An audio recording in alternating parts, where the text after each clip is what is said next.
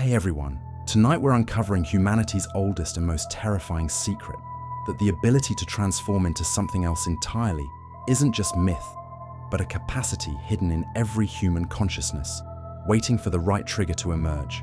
Before we begin, hit like if you're ready to discover why every culture developed shape-shifting stories, and let me know in the comments if you've ever felt something wild stirring beneath your civilized surface.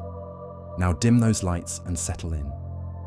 We're about to explore how transformation was humanity's first technology, why the beast within never truly disappeared, and what it means that the shapeshifter is awakening again in our modern world. Without further ado, let's begin. In the beginning, before gods learned to lie and men learned to fear, transformation was not a curse, but a gift. The oldest stories whisper this truth across millennia, their voices echoing from cave walls where human hands painted creatures that were neither fully beast nor fully man. The first shapeshifter walks through fire and shadow in the depths of Mesopotamian night. Her name is Inanna, Queen of Heaven, and she descends willingly into the realm of the dead. At each of 7 gates, she sheds a piece of herself, crown, robes, jewels, until she stands naked before her sister Ereshkigal, goddess of the underworld. Death takes her then, hangs her corpse on a hook like meat in a butcher's stall, but death cannot hold what was never meant to be contained. 3 days pass. The goddess returns, transformed, carrying within her flesh the knowledge of what lies beyond the final gate. She has become something new, part living, part dead, part divine, part mortal. The first recorded shapeshifter, teaching humanity that to gain power, one must be willing to lose everything that defines the self. This is not the sanitized mythology of textbooks. This is the raw nerve of human terror and longing, carved into clay tablets by scribes whose hands trembled as they wrote. In ancient Sumer, in the shadow of ziggurats that pierce the sky like broken teeth, priests perform rituals of transformation that would drive modern minds to madness. They don animal masks, consume sacred mushrooms that dissolve the boundaries between species, and dance until their human consciousness fragments and something else takes control. The cave paintings tell the same story. Deep beneath the earth in Lascaux, in Altamira, in 1,000 forgotten caverns, human hands capture the moment of change. Here, a figure with human torso and animal head. There, a being caught mid-transformation, neither one thing nor another. These are not mere artistic expressions. They are documentary evidence of humanity's oldest obsession, the need to become something other than what we are. In Egypt, the god Set takes the form of an unknown animal, his sleek body housing a hunger that devours order itself. He murders his brother Osiris, not in human rage, but with the calculating cruelty of a predator. When Set's werjackal servants patrol the desert at night, their howls carry the promise that civilization is only a thin veneer over endless wilderness. The Egyptians understand what modern humanity has forgotten. Divinity itself is shapeshifting, and the gods wear human faces only when it pleases them. The Epic of Gilgamesh preserves another truth in its ancient verse. Enkidu begins as something more than human and less than animal, a wild man who runs with gazelles, drinks with lions, knows nothing of bread or beer or the corruption that civilization brings. But Shamhat, the temple prostitute, comes to him in the wilderness. For 6 days and 7 nights, she initiates him into human pleasure, and with each touch, each kiss, each moment of connection, Enkidu loses his animal nature. The beasts reject him now. The gazelles flee from his human scent. The lions will not drink from the same pools. Enkidu has gained humanity and lost everything that made him free. He weeps at this transformation, understanding too late that to become civilized is to become trapped. When death finally claims him, perhaps it comes as a mercy, a final shape-shifting that returns him to the wilderness he never should have left. But transformation cuts both ways. In the Greek Isles, where olive groves whisper secrets to the Mediterranean wind, Zeus the Thunderer refuses to be contained by any single form. He becomes a swan to seduce Leda, his powerful neck curving around her pale throat as she struggles and finally submits. He transforms into a bull to carry Europa across wine-dark seas, his divine lust hidden beneath the form of a beast that mortals trust. Each metamorphosis serves his appetite, and each woman he takes learns the terrible truth. When gods shapeshifter for love, it is always the mortal who pays the price. These are not metaphors. These are warnings preserved in amber, hard truths that our ancestors understood in their bones.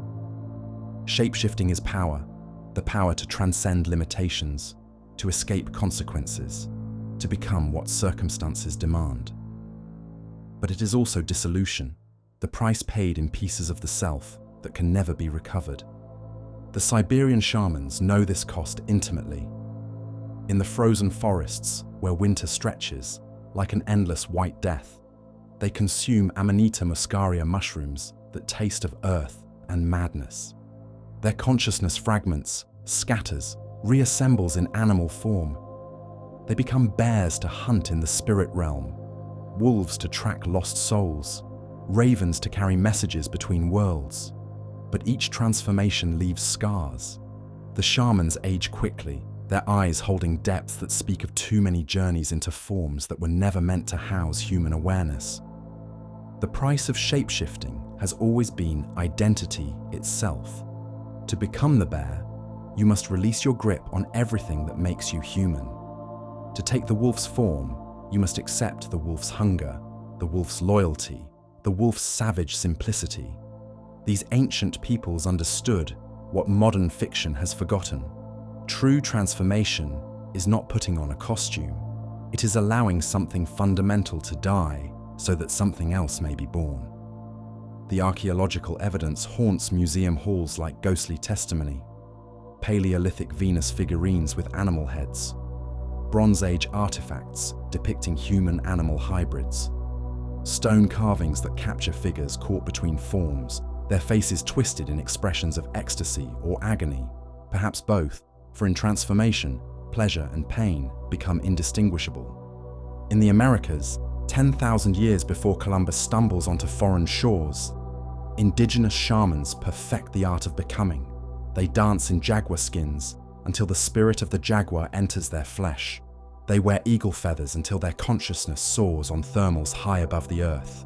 They understand that the membrane between human and animal is gossamer thin, requiring only the right ritual, the right plant medicine, the right surrender of self to cross. These transformations are not parlor tricks or primitive superstition. They are technologies of consciousness, methods for accessing states of being that agricultural civilization will spend millennia trying to forget.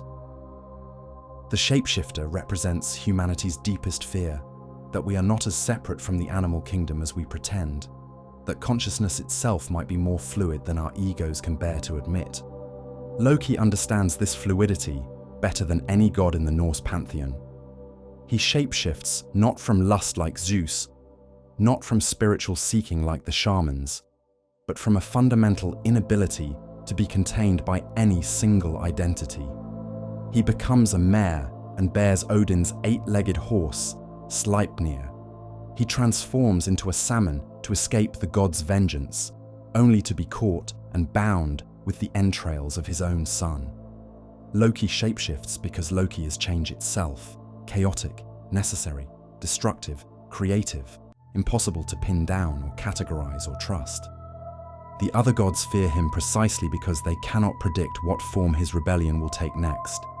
He is the shapeshifter as trickster, as catalyst, as the force that prevents stagnation even at the cost of stability.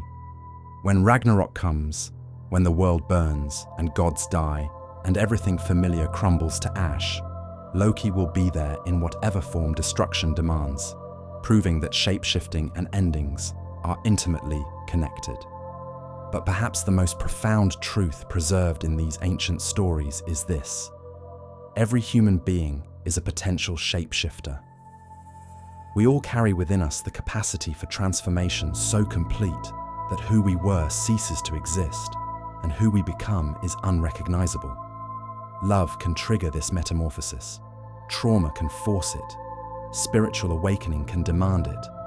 War, grief, ecstasy, rage, any experience intense enough can shatter the careful construct of identity we mistake for our true self. The ancient mythologies understood that shapeshifting was not about becoming something other than human. It was about discovering that human itself is just another temporary form, another mask worn by consciousness as it moves through experiences too vast and terrible and beautiful for any single identity to contain. In the deepest caves of our being, where the paintings of our ancestors still flicker in torchlight, the shapeshifter waits. Not as monster or blessing, but as possibility. As the promise that no prison, not even the prison of the self, can hold us forever. The curse begins not with the first transformation, but with the first moment we convince ourselves we are only one thing, only human, only limited by the boundaries of flesh and bone and blood. The shapeshifter whispers otherwise. The shapeshifter knows better.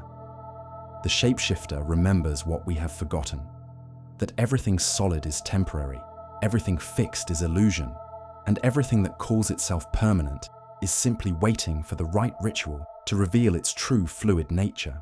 The ancient myths end here, but the story continues.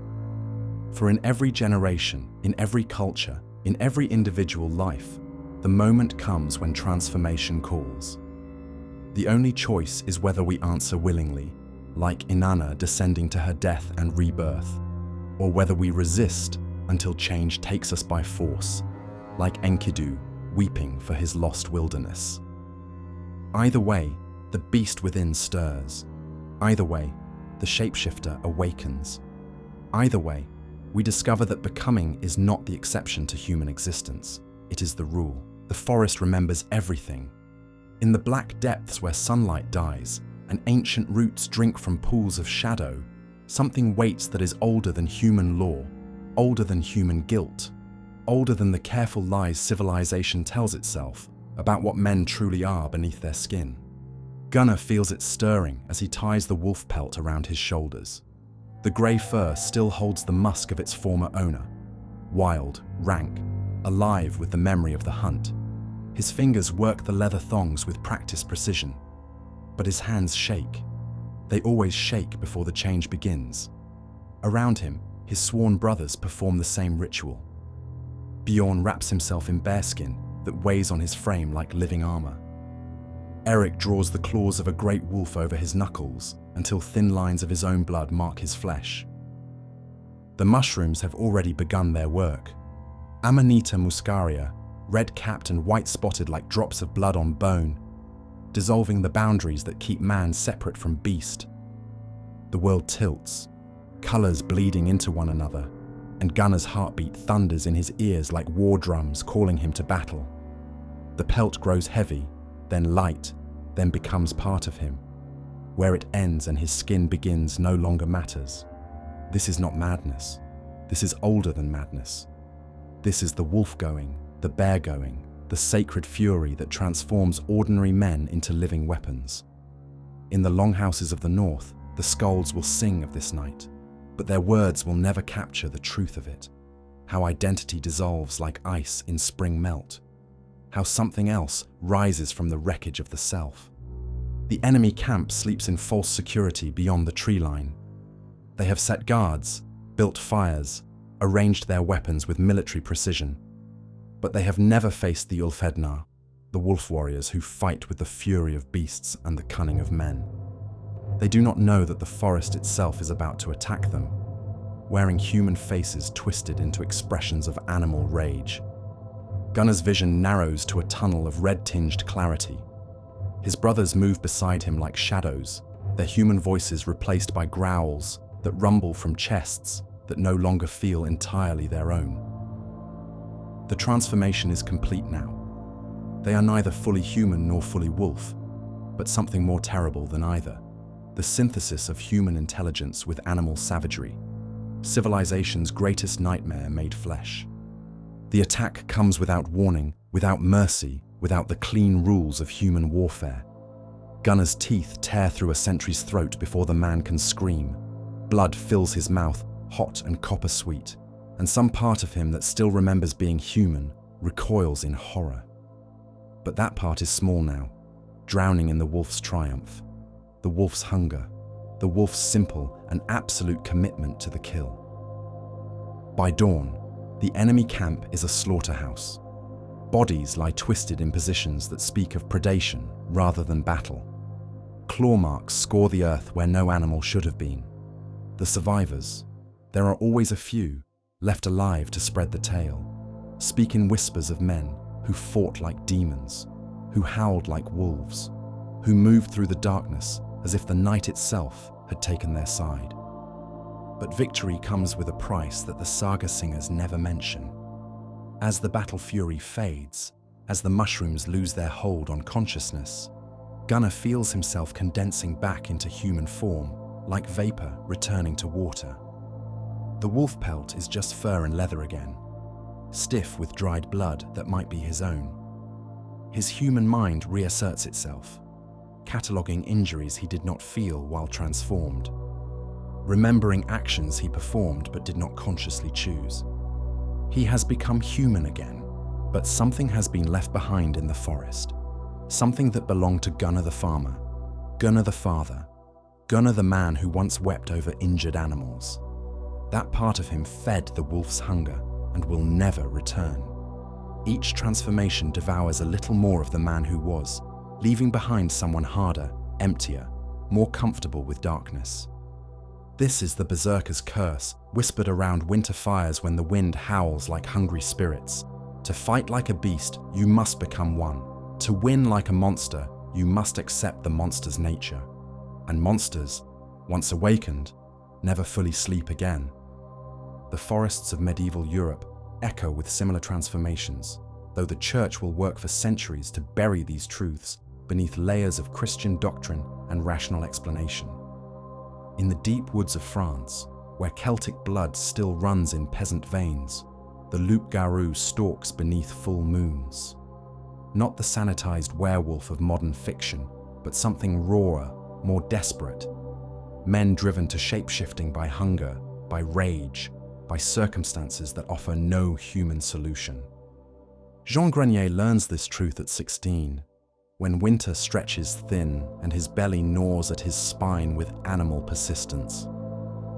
The boy has always been strange, too comfortable in the forest, too quick to disappear when adults call his name. But strangeness becomes something darker when he discovers the old woman's cabin deep in the woods, where dried herbs hang from rafters like scalps and shadows move independently of their sources. She offers him what the church forbids, power over his own transformation. A salve made from infant fat and wolfsbane, words in a language that predates Latin, predates civilization, predates the careful boundaries humans use to separate themselves from their hunger. The price is simple: surrender the part of himself that still believes in human law, human morality, human limitation. Jean pays willingly. He smears the salve on his naked skin as the moon rises full and silver above the canopy. The words flow from his lips like water, like blood, like breath itself. His bones crack and reshape. His spine elongates. His jaw distends to accommodate teeth that no human mouth could hold. The change is agony and ecstasy braided together until they become indistinguishable. When morning comes, 3 children are missing from nearby farms. Their bodies will be found days later, partially devoured, showing signs of predation by an animal that left human footprints in the bloody earth around the kills. The church will eventually catch Jean, drag him before judges who refuse to believe the truth, even when he demonstrates his transformation before their horrified eyes. They will declare him mad, possessed, a victim of Satan's deceptions. But madness does not explain the physical evidence. Possession does not account for the wolf tracks that begin and end as human footprints. The church's explanations crumble in the face of testimony that cannot be dismissed or rationalized away. Jean Grenier is something that should not exist according to Christian cosmology. Proof that the boundaries between human and animal are far more porous than doctrine allows. In Germany, the forests yield their own terrible harvest. Peter Stump becomes the most infamous werewolf of his age, not through accident or curse, but through deliberate choice. The Holy Roman Empire is fracturing, Protestant and Catholic armies leaving trails of devastation across lands that have known peace for generations. In such times, when human law offers no protection and human morality provides no comfort, some men choose to embrace the beast entirely. Stump's transformation follows no single pattern. Sometimes he claims the devil gave him a belt of wolfskin that enables the change. Other times, he speaks of rituals learned from his grandmother, herself suspected of witchcraft and communion with forest spirits. The truth matters less than the result. For 25 years, he terrorizes the countryside around Bedburg, killing and devouring his victims with a methodical cruelty that suggests intelligence behind the beast's hunger. His own son, his daughter, his pregnant sister. The wolf's hunger recognizes no human bonds, acknowledges no civilized restraint. When authorities finally capture him, Stump confesses to crimes so numerous and detailed that even hardened inquisitors blanch at his testimony. He describes the taste of human flesh, the pleasure of the hunt, the sexual ecstasy that accompanies transformation and kill. The execution is spectacular, even by the standards of an age that views public torture as entertainment. They break his limbs with red-hot pincers, tear his flesh with burning tongs, behead him with an axe, then burn his body along with his daughter and mistress. But the real horror lies not in his punishment, but in his final words, that he regrets nothing, that given the choice, he would embrace the wolf again. This is the truth that civilized Europe struggles to suppress. Shapeshifting offers an escape from the unbearable constraints of human existence. When law fails, when morality becomes meaningless, when civilization itself collapses into barbarism, the beast provides an alternative identity unconstrained by human weakness or human guilt. The Slavic lands understand this temptation with particular clarity. The Volkodlak traditions of Eastern Europe preserve knowledge that Western Christianity works to eradicate. That werewolves can be blessed as well as cursed, protectors as well as predators. In remote villages where the cross and the pentacle share the same altar, where Christian saints wear suspiciously lupine faces, shapeshifting remains a tool that serves the community rather than destroying it. The Volkodlak protects his village from raiders, from plague, from the supernatural threats that stalk between worlds. He shapeshifts not from personal hunger, but from communal necessity, accepting the gradual erosion of his humanity as the price of his people's safety. When he dies, they bury him with honors reserved for heroes, though they also take precautions to ensure he rests quietly in his grave. Archaeological evidence supports what folklore preserves. Paleolithic bear cults leave their mark across Ice Age Europe. Caves where human and ursine bones intermingle, where bear skulls are arranged with ceremonial precision, where the remains of humans wearing bear claws and teeth suggest ritualized transformation stretching back 40,000 years. Long before agriculture, before cities, before the concept of civilization itself, humans sought to become something other than what biology intended. The Irish Fianna warriors perfect these ancient techniques into military art. The young men who seek admission to these elite bands must survive alone in the wilderness for months, learning to think like wolves, hunt like bears, move through the forest as silently as shadows.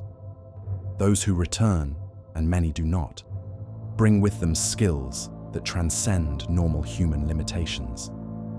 Finn McCool and his warriors can track a scent 3 days old, hear conversations from miles away, move through dense woodland without disturbing a single branch. Their enemies whisper that they have traded their souls for supernatural abilities, that they are no longer entirely human. The whispers contain more truth than the church would ever allow. In the deepest forest, where even the Fianna fear to venture alone, something else waits. The wild man of European legend, covered in hair, speaking no human language, living by instincts older than agriculture.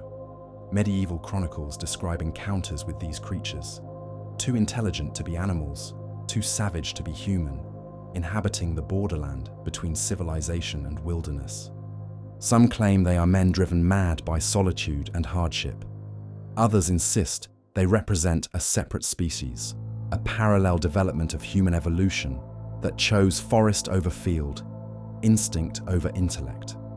The truth may be simpler and more terrible. They are what remains when civilization fails completely, when the last constraints of human law and human guilt fall away like shed skin. The forest remembers all of this. In the spaces between trees where moonlight never reaches, the old hungers stir. The shapeshifter's truth echoes in wind whisper and wolf howl, that human nature is not fixed, that the beast sleeps lightly beneath civilized skin, that given sufficient pressure or sufficient temptation, any man might discover that his humanity is far more fragile than his pride allows. War creates shapeshifters. Famine breeds them. Desperation calls them forth from hiding places in the human psyche, where they wait with infinite patience for their moment to emerge. The forest takes you not by force, but by offering what civilization denies, the freedom to become exactly what circumstances demand, regardless of moral consequence or social convention. Modern armies understand this truth even if they refuse to name it. They break down individual identity in basic training, rebuild their soldiers as weapons, teach them to kill without thinking, to follow orders without question. The uniform becomes a kind of skin, the unit a kind of pack. When battle comes, when the killing begins, something rises in trained men that their peacetime selves would never recognize. The shapeshifter does not represent humanity's fall from grace.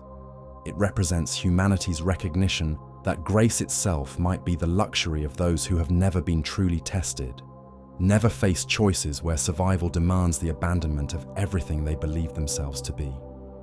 In the end, the forest takes everyone. Civilization is temporary. Law is temporary. The careful boundaries we draw between human and animal, between acceptable and unacceptable, between sacred and profane, all temporary. But the capacity for transformation, for becoming what necessity demands regardless of cost, remains constant as moonlight, permanent as shadow, patient as trees that count their age not in years but in centuries. The berserker sleeps in every human heart. The wolf waits behind every civilized smile.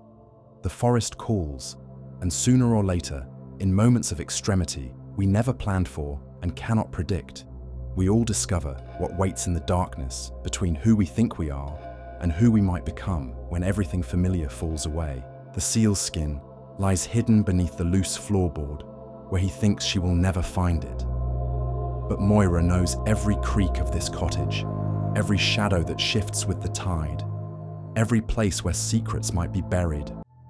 She has been searching for 7 years, 7 months, 7 days, searching while she nurses his children, while she tends his fire, while she smiles the careful smile of a woman who has learned that resistance brings only rougher hands and darker moods.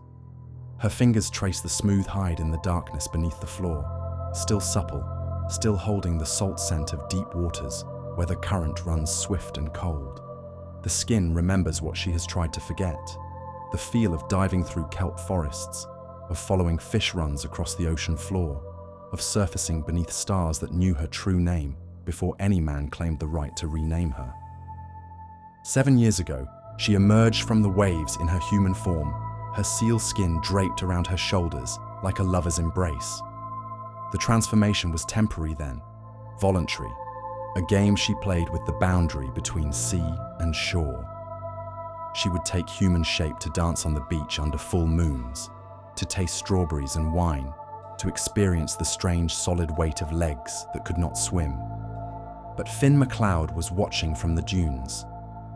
Finn with his fisherman's hands and his empty cottage, and his hunger for something more exotic than the village girls who knew too well what marriage to a fisherman meant. He saw her change, saw the moment when seal became woman, saw where she laid her skin among the rocks. When she danced, lost in the alien pleasure of human movement, he crept forward and stole what made her free. "You'll be my wife now," he told her, as dawn painted the sky the color of salmon flesh. He held her seal skin in his weathered hands, and she understood with the terrible clarity that comes with true helplessness that he had stolen more than clothing. Without her skin, she could not return to the sea. Without the sea, she was nothing but a woman trapped in a form that felt like a prison built of bone and flesh. She could have fought him, could have clawed at his face, could have screamed until the village came running, but the skin was hostage to his will, and any violence she offered would bring violence in return, not just to her, but to the hide that held her true nature. So she smiled and nodded and let him lead her to his cottage, like a lamb accepting the rope that will drag it to slaughter. The wedding was simple. A few words from the priest, a few coins in his palm, and Moira MacLeod existed, where once there had been a creature whose name was the sound of waves on shingle. She stood at the altar in borrowed clothes, her hair pinned up in the style of human women, her eyes fixed on the cross above the priest's head, while inside her something wild and vast and ancient screamed itself silent. The marriage bed was gentler than she expected, rougher than she deserved. Finn treated her like a prize he had won fairly, with the possessive care of a man who guards his treasures jealously. He brought her gifts from his nets, pearls and unusual shells, bits of sea glass worn smooth by currents, as if these tokens could replace the ocean itself, as if fragments could substitute for infinity. But the children complicated everything. Sweet Ewan with his grey eyes that held depths like tide pools. Little Isla who could hold her breath underwater far longer than any human child should manage. They were part of him, yes, but they were part of her too. And her part came from places deeper than human understanding, older than human law. She loved them with a fierceness that terrified her. Seal mothers would die for their pups, would fight orcas twice their size, would beach themselves on killing rocks rather than abandon their young. But human love was different, layered with complexity and expectation, and the terrible knowledge that these children would grow up to be captor and captive both, that Ewan would learn to steal skins from seal women, that Isla would learn to smile while her freedom withered like flowers in winter. The other women in the village watched Moira with a mixture of sympathy and suspicion. They understood the trapped look in her eyes, the way she flinched when doors closed too quickly, the manner in which she would stare at the horizon with an expression of such longing, it made their own hearts ache. But they also whispered about the strange fish that filled Finn's nets after his marriage, about how his wife never seemed to age properly, about the way seals would follow her along the shore like pets summoned by their mistress. Some of the older women knew the truth, had heard the stories from their grandmothers, who heard them from their grandmothers in turn. They knew what it meant when a fisherman's luck changed overnight, when a woman appeared from nowhere with no family to claim her, when children were born who could navigate by starlight and swim before they could properly walk. But knowing and speaking are different things. The women held their tongues because they understood the unspoken law. If they challenged one husband's right to imprison his otherworldly wife, they challenged the foundation upon which their own marriages rested. Better to let the Selkie suffer in silence than to ask questions that might unravel the careful lies that made their own captivity bearable. Moira learned to braid her hair like them, to preserve food in the human manner, to speak of weather and gossip and the small domestic concerns that filled the spaces between birth and death. She became expert at the smile that meant nothing, the laugh that covered despair, the touch that promised affection while delivering only obligation. But at night, when the tide pulled strongest, she would slip from Finn's side and walk the shore. The seals would come then, their whiskered faces breaking the surface of moonlit water, their dark eyes full of recognition and grief. They sang to her in the language she was forgetting, told her news of the deep currents, the migrations, the great gatherings where her kind chose mates and bore pups, and lived lives unconstrained by human need or human law. "Come back to us," they called in voices like wind through sea caves. "The water remembers." the family waits. Your skin holds your name, and your name holds your freedom. But the children slept in the cottage behind her, and morning would bring their need for human milk, human comfort, human mother love. She was trapped not just by stolen skin, but by bonds she had never chosen, yet could not bring herself to break. The seal mothers in the water understood. Their songs changed from invitation to lament, mourning the sister who lived but was lost, who breathed but could not truly live. This pattern repeats across cultures with the relentless persistence of ocean waves. In Ireland, the roan shed their seal skins to dance on remote beaches, only to find their freedom stolen by fishermen who mistake desire for love, possession for partnership. In Iceland, the Magigur, seal women of impossible beauty, emerge from Arctic waters to warm themselves by human fires, never suspecting that hospitality masks entrapment.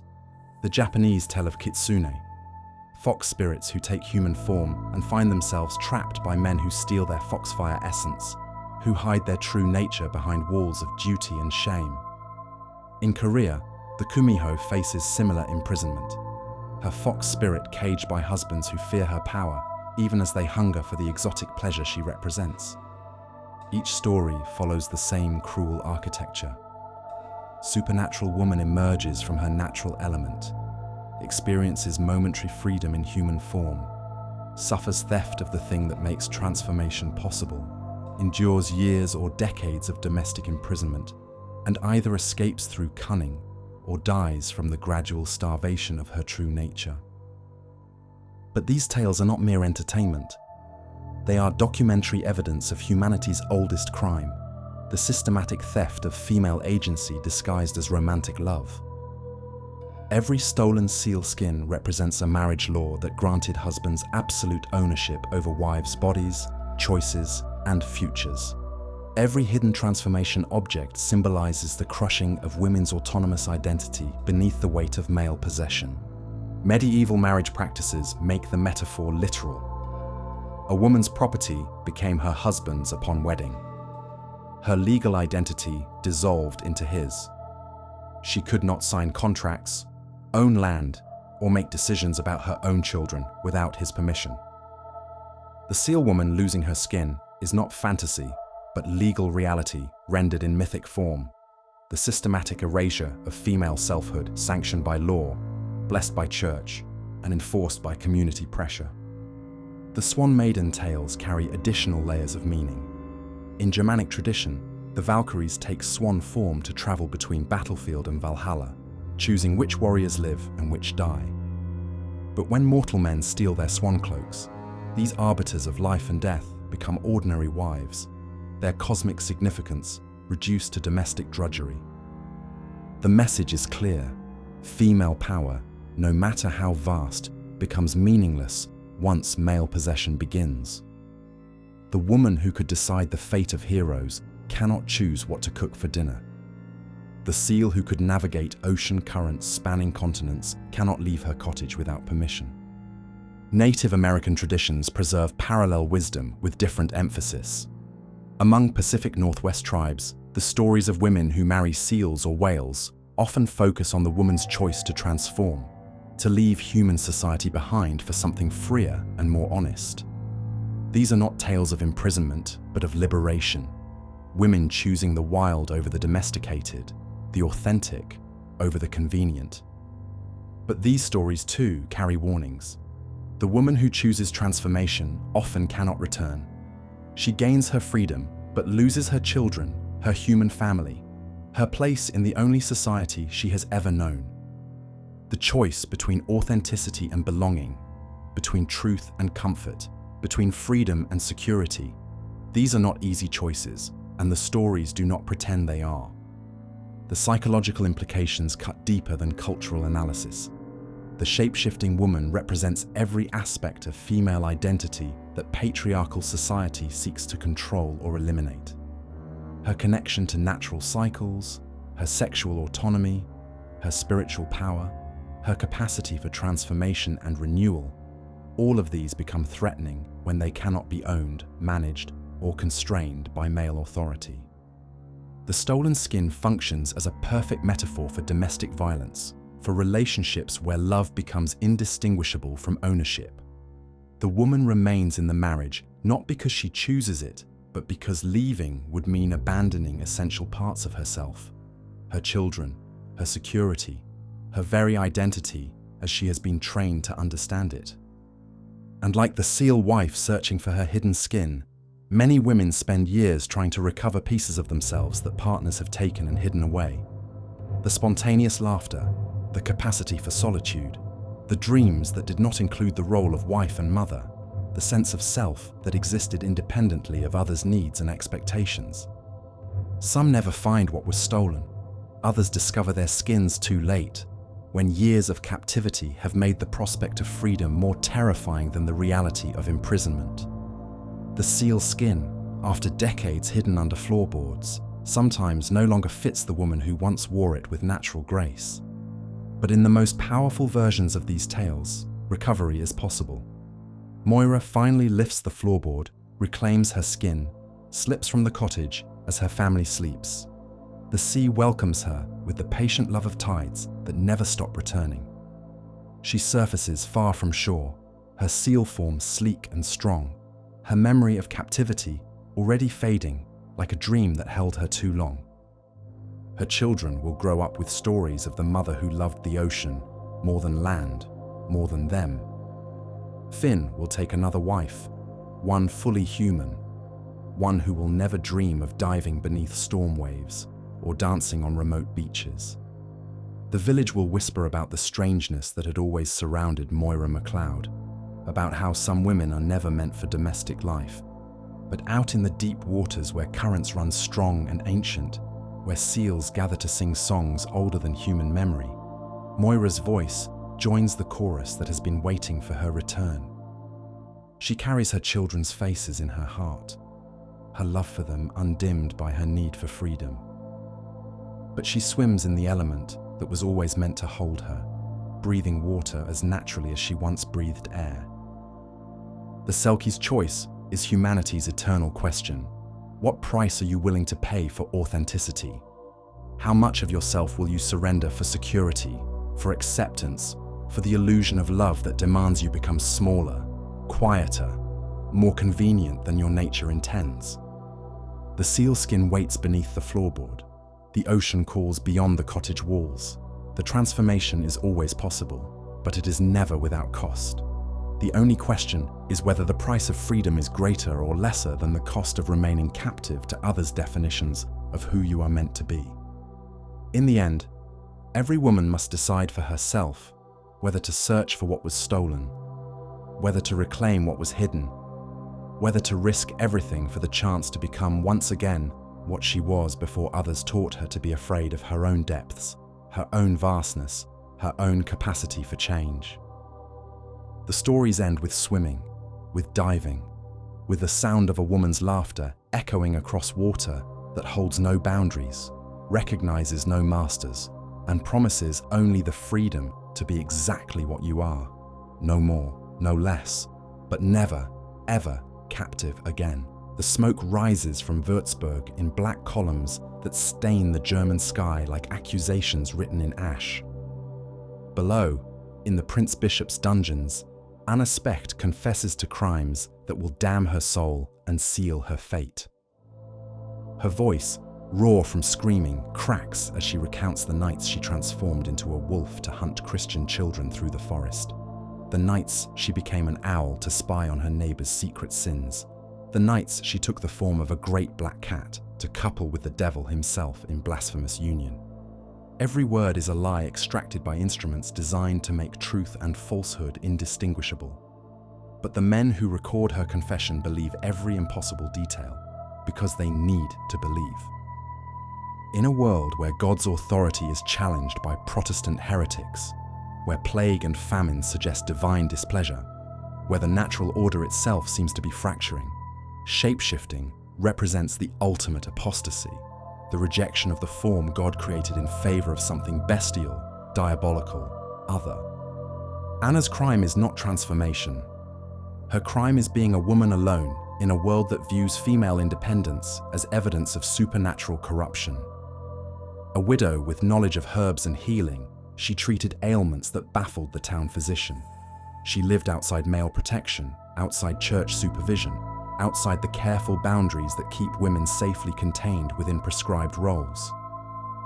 When livestock died mysteriously, when children sickened without apparent cause, when crops failed despite favorable weather, Anna's autonomy marked her as the obvious source of supernatural malevolence. The Malleus Maleficarum, that poisonous flower of clerical scholarship, provides theological justification for suspicions that began with economic envy and social resentment. Heinrich Kramer's Manual for Witch Hunters dedicates entire chapters to the identification of shape-shifting witches, offering precise instructions for recognizing women whose souls have been so corrupted by demonic influence that their bodies follow suit. The witch who transforms into a wolf retains human intelligence behind animal eyes. Kramer writes in Latin that turns torture into sacrament, persecution into salvation. She may be identified by injuries sustained in beast form that manifest upon her human flesh. She may be detected by behavior that reveals animal instincts barely contained within feminine appearance. The logic is circular, designed to ensure conviction regardless of evidence. If Anna heals too effectively, she uses supernatural knowledge. If her treatments fail, she practices malevolent magic. If she maintains her innocence, she demonstrates the stubborn pride that marks a witch. If she confesses, she confirms suspicions that were never truly in doubt. The shape-shifting accusations simply provide exotic details to justify predetermined conclusions. But shape-shifting serves another function in the witch trials. It externalizes internal fears about the stability of identity itself. In a society where religious certainty has been shattered by theological conflict, where traditional hierarchies face unprecedented challenges, where the very foundation of cosmic order seems negotiable rather than fixed, the witch who becomes a wolf represents everyone's secret terror that they too might be other than what they appear. The familiar spirits that allegedly assist witches in their transformations reflect this same anxiety projected onto the animal kingdom. Anna's confession, like thousands of others extracted throughout Europe, features a parade of creatures that serve as intermediaries between human and demonic realms. The black cat that whispers blasphemous secrets, the toad that carries messages to sabbats, where witches gather to worship Satan, the owl that spies through windows, where good Christians sleep fitfully, wondering what sins might be observed and reported. These animals represent aspects of human nature that Christian doctrine struggles to acknowledge or integrate. The cat's independence and sensuality, the toad's association with moisture, fertility, and the earthy processes of decay and renewal, the owl's nocturnal vision, and its comfort with darkness, both literal and metaphorical. By projecting these qualities onto animal familiars, the Church creates a mythology that allows for their existence while maintaining their essential evil. The transformation rituals described in Confessions follow patterns that suggest real knowledge beneath the layer of torture-induced fantasy. Anna speaks of salves made from infant fat and herbs gathered at midnight, of circles drawn in graveyards where consecrated ground has been deliberately defiled, of words in languages that predate Christianity's arrival in Germanic lands. These elements point toward surviving fragments of pre-Christian spiritual practices, shamanic traditions that once provided legitimate pathways for consciousness to explore different forms of being. But the Church cannot acknowledge this continuity without undermining its own claims to spiritual monopoly. Ancient practices of transformation must be reframed as diabolical innovation. Indigenous spiritual technologies must become evidence of demonic corruption. The woman who once served her community as healer and wise woman becomes the witch whose knowledge threatens Christian civilization itself. The trials in Pendle Hill reveal how economic desperation intensifies these spiritual panics. In 1612, Northern England suffers through a period of crop failures and livestock disease that leaves entire communities on the edge of starvation.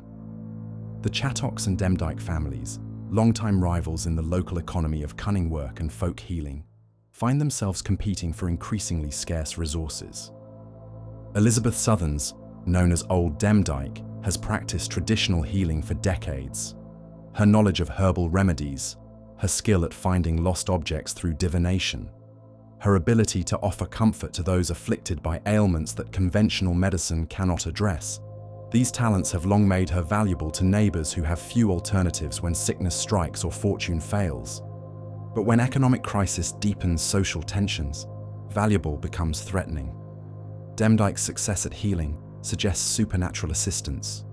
Her knowledge of remedies implies familiarity with poisons. Her ability to locate lost items hints at the power to make things disappear in the first place. Most damning of all, her independence from male authority marks her as a woman who has refused to accept the limitations God supposedly placed upon her sex. The trials begin with accusations between the rival families, but expand as judges discover the usefulness of shape-shifting charges in explaining otherwise puzzling crimes. When livestock dies mysteriously, witnesses suddenly remember seeing unusual animals near the affected farms. A hare with strangely human eyes, a cat that moved with too much purpose, a crow that watched human activity with unsettling intelligence. These animals, the prosecution argues, were witches in transformed state, scouting for victims or carrying out malevolent missions impossible to accomplish in human form. The evidence is circumstantial, based on eyewitness testimony from frightened people looking for explanations that make sense of random suffering. But circumstantial evidence becomes conclusive proof when filtered through the theological conviction that shape-shifting represents the ultimate expression of feminine rebellion against divine order. Alison Device, Demdike's granddaughter, confesses to meeting a black dog that spoke to her in a man's voice and offered her power over her enemies in exchange for her soul. The dog, she claims, taught her to take the form of a hare so she could enter houses unseen, cursing children and blighting crops with her malevolent presence. Her confession follows the pattern established by countless other trials, fantastic claims about supernatural abilities mixed with mundane details about local grievances and economic disputes. But Alison's confession also reveals something the Inquisitors did not expect to find: genuine belief in her own shape-shifting abilities. Unlike Anna Specht, whose admissions were extracted through torture, Alison seems to actually believe she is transformed into animal form. Her descriptions carry the conviction of someone recounting real experiences, not the desperate inventions of someone saying whatever might end physical torment. This suggests that some of those accused of supernatural shape-shifting may have indeed experienced altered states of consciousness that felt like transformation. The line between psychological experience and physical reality becomes meaningless when consciousness itself becomes the battlefield. Whether Alison actually became a hare or simply believed she had matters less than the fact that her community was prepared to execute her for either possibility.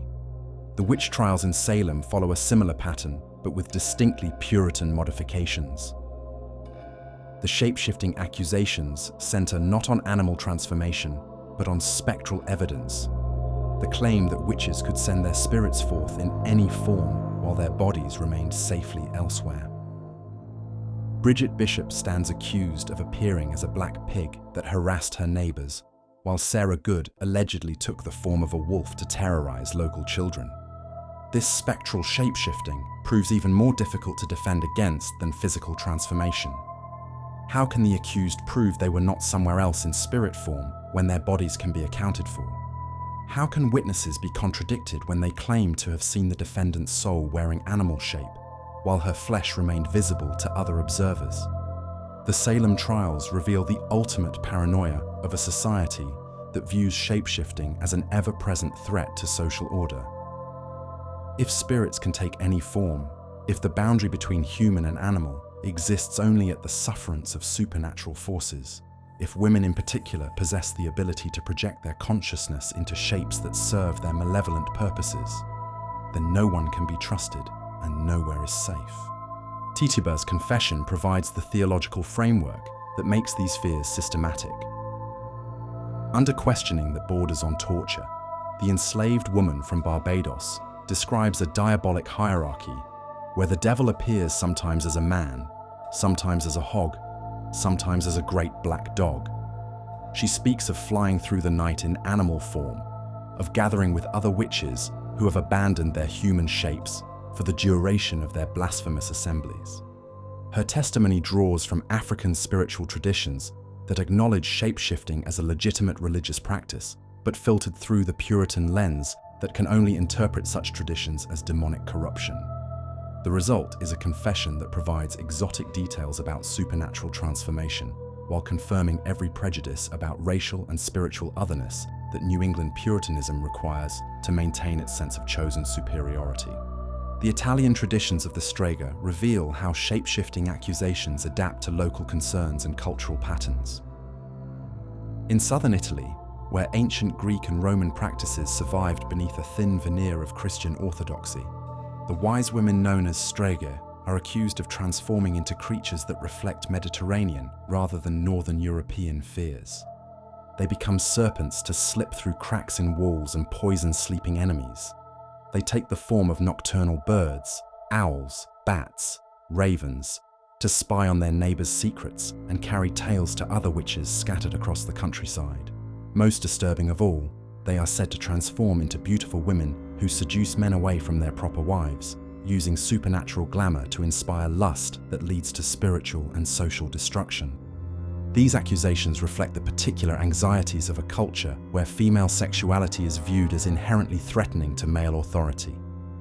The Strega who shapeshifts into an irresistible seductress represents every wife's fear that her husband's fidelity depends only on the absence of sufficiently tempting alternatives. Every man's terror that his sexual desires might lead him toward damnation. The German Hexa traditions focus on different transformations that reflect Germanic rather than Mediterranean concerns. Here, the accused witches become wolves to hunt in packs through forests that remain wild despite centuries of Christian civilization. They transform into bears to attack livestock and terrorize travelers on remote roads. They take the shapes of ravens and crows to gather information for their diabolic assemblies and to serve as messengers between the human world and the supernatural realm. But perhaps most revealing are the accusations of domestic transformation, witches who become cats to spy on their neighbors, toads to poison wells and streams, mice to contaminate grain stores and spread disease.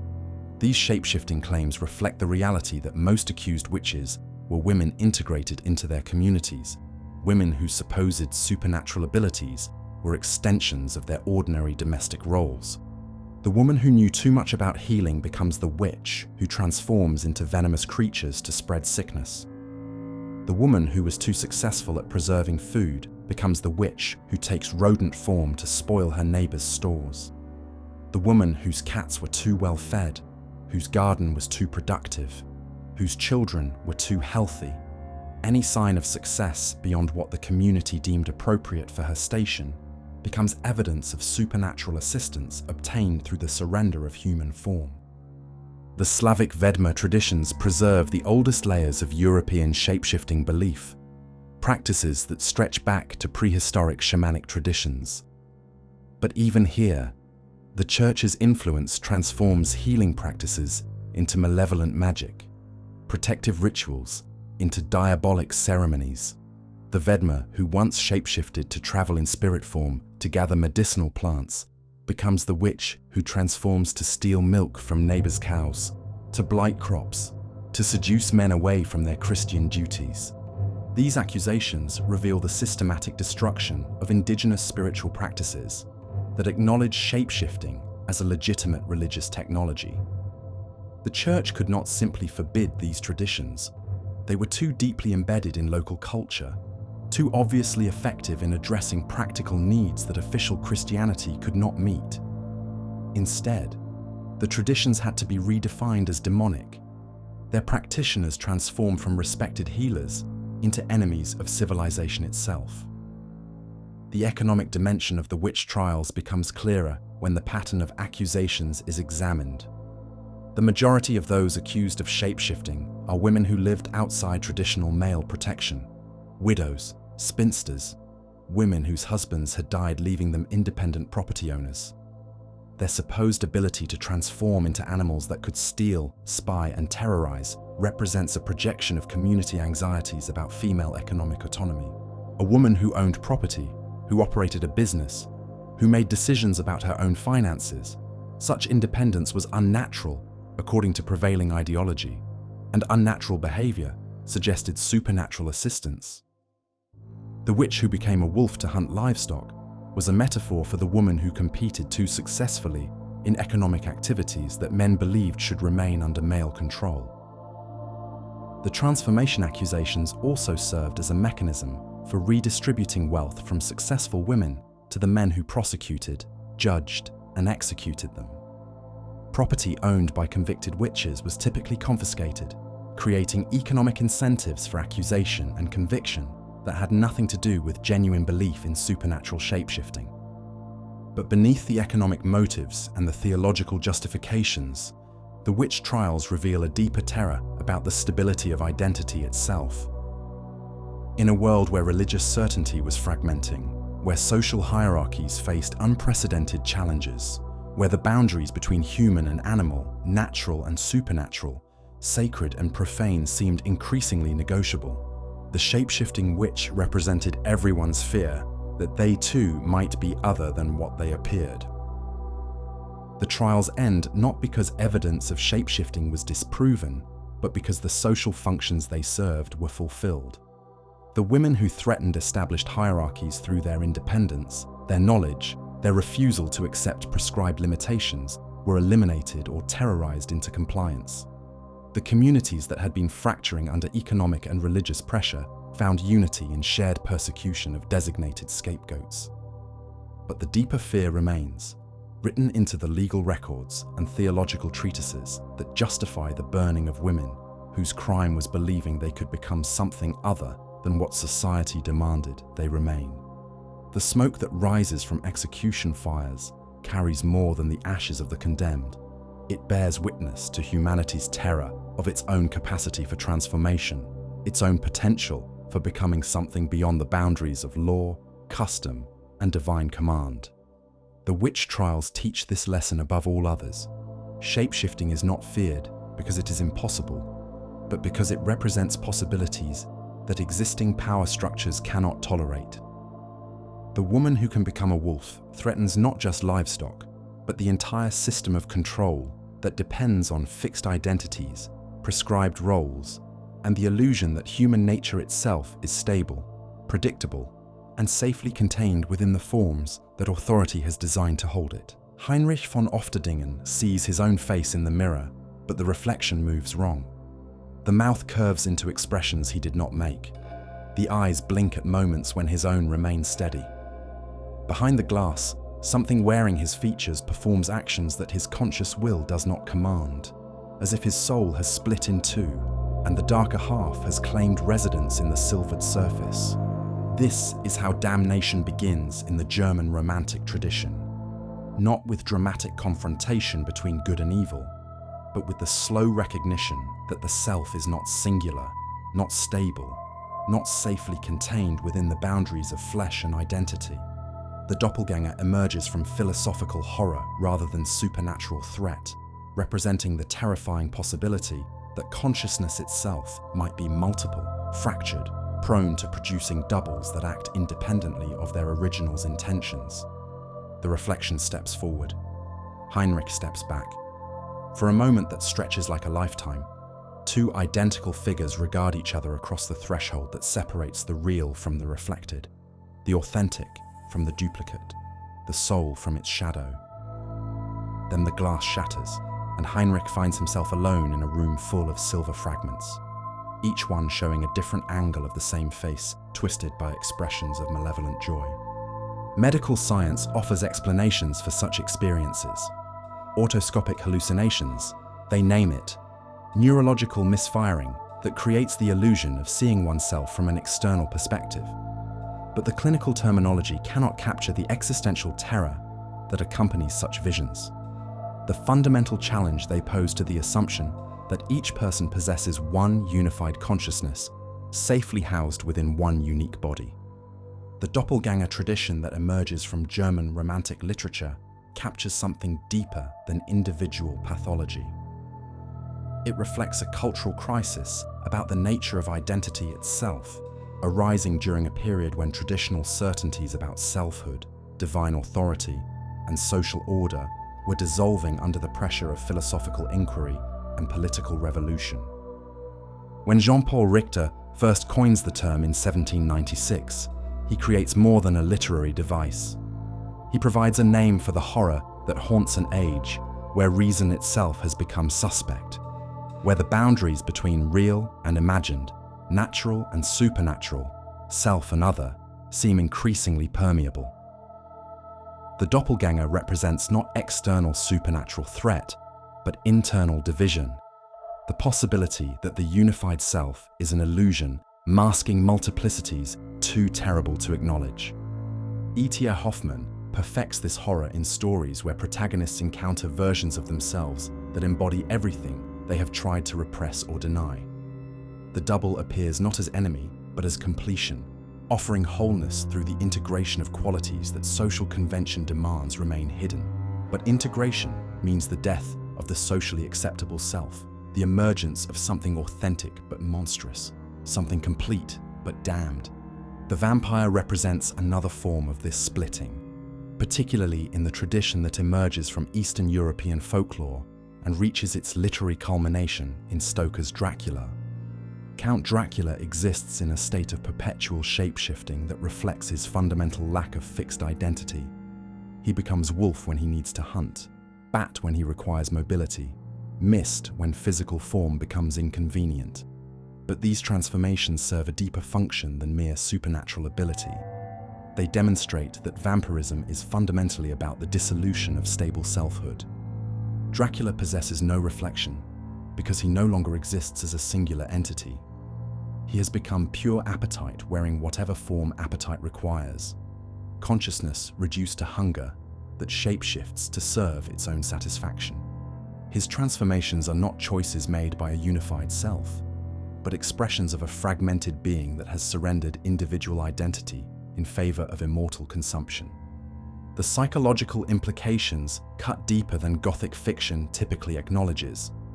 Dracula's ability to transform reflects the vampire's fundamental alienation from human community, human morality, human limitations.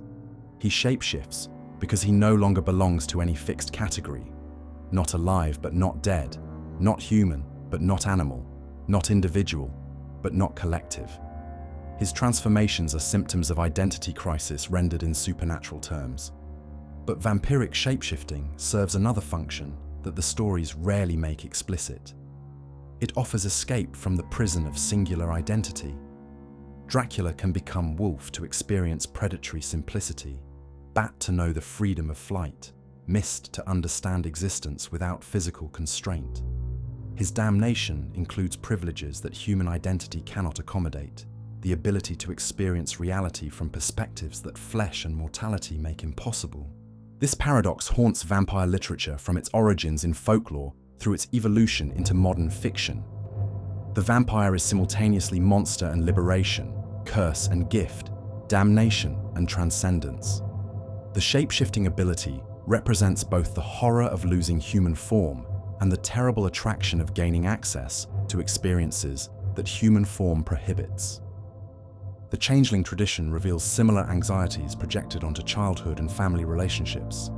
Throughout European folklore, parents discover that their children have been replaced by supernatural entities that wear familiar faces but exhibit alien behaviors.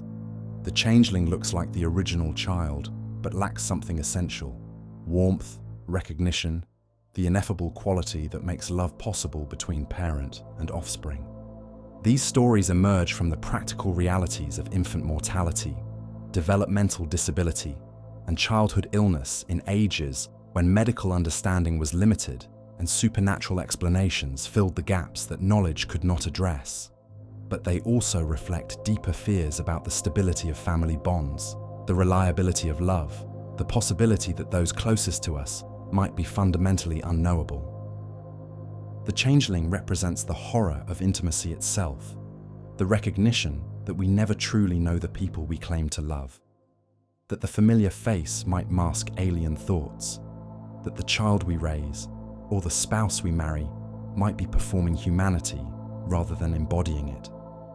The supernatural explanation provides comfort compared to the psychological truth, that everyone we love is partially unknowable, that intimacy always involves faith in the reality of minds we cannot directly access. Medieval Christian demonology systematizes these fears into elaborate hierarchies of supernatural beings capable of assuming human form for purposes of deception and corruption. The demons described in theological texts like the Pseudo-Monarchia Daemonum possess the ability to shapeshift not from inherent power, but from their fundamental lack of fixed nature. Having rejected God, having chosen rebellion over order, they exist in a state of perpetual becoming that makes them capable of assuming any form that serves their malevolent purposes. But the demonological tradition also reveals Christianity's profound anxiety about the fluidity of identity itself. If demons can perfectly mimic human appearance, if fallen angels retain enough of their original nature to appear as messengers of light, if evil itself can wear the face of good, then appearance becomes unreliable as a guide to reality. The Church's response is to develop elaborate tests for detecting supernatural deception. But these tests ultimately depend on the assumption that authentic humanity possesses qualities that supernatural mimicry cannot perfectly replicate. The incubus and succubus traditions represent the sexual dimension of these identity anxieties. These demons appear in dreams wearing the faces of desired lovers, offering sexual satisfaction that waking life cannot provide. But the pleasure they offer comes with the gradual drain of life force, the slow dissolution of the dreamer's capacity for genuine human connection. The supernatural lover represents the fantasy of perfect sexual compatibility, but also the horror of desire that exists independently of genuine relationship. These demons shapeshift not just in appearance, but in their fundamental understanding of what sexual connection means. They experience desire as feeding, pleasure as consumption, intimacy as predation. Their ability to assume human form makes them dangerous precisely because they can mimic the appearance of love while embodying its opposite. The doppelganger phenomenon receives medical attention during the 19th century as physicians attempt to understand experiences that seem to violate the basic assumptions about unified consciousness: autoscopic hallucination, depersonalization disorder, dissociative identity disorder. The clinical vocabulary expands to accommodate reports of people who encounter versions of themselves that seem to act independently of conscious will. But medical explanation cannot eliminate the existential terror that such experiences provoke. To see oneself from the outside, to encounter a version of oneself that behaves differently than conscious intention would dictate, to discover that the unified self might be an illusion maintained by psychological processes that can fail. These recognitions challenge fundamental assumptions about the nature of personal identity. The mirror becomes a recurring symbol in doppelganger literature because it represents the boundary between self and other, real and reflected, authentic and duplicate. But mirrors also reveal the arbitrariness of that boundary. The reflection appears to be separate, but depends entirely on the original. The original seems primary, but exists in relationship to reflections that reveal aspects of self invisible from any internal perspective. Gothic literature exploits this uncertainty to create horror that depends not on external threat, but on internal division. The protagonist who encounters his doppelganger faces a choice that admits no comfortable resolution. Accept the double as authentic and acknowledge that selfhood is multiple, or reject the double as illusion and maintain the fiction of unified identity at the cost of integrating disowned aspects of personality.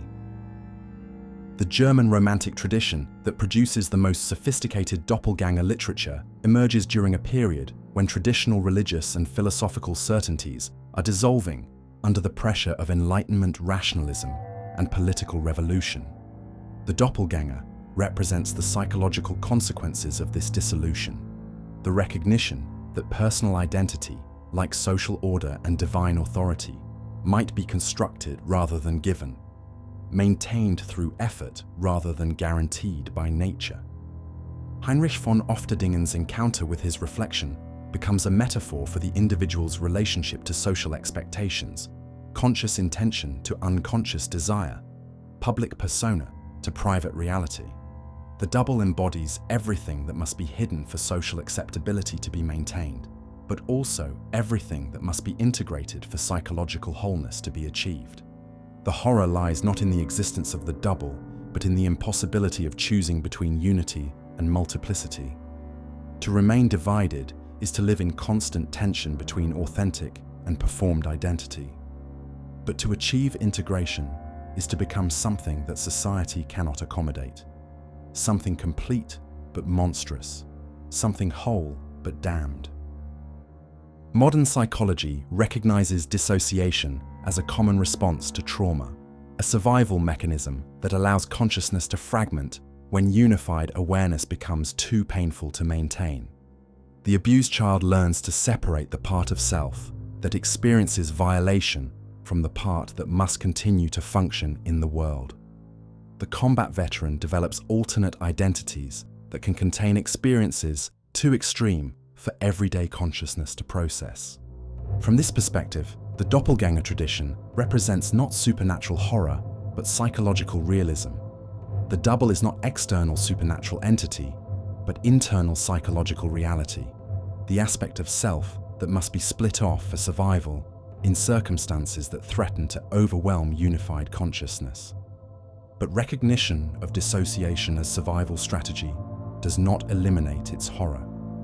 To discover that consciousness itself can fragment, that memory can be compartmentalized, that actions can be performed by aspects of self that remain invisible to everyday awareness. These recognitions challenge the fundamental assumptions about personal responsibility, authentic choice, and the reliability of self-knowledge on which both law and morality depend. The shape-shifting aspect of doppelganger experiences reflects this fundamental instability of identity.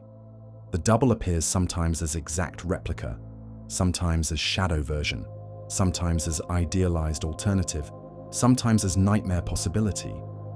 Its transformations mirror the fluid nature of identity itself, the recognition that selfhood is not fixed essence but ongoing performance, not stable entity but dynamic process.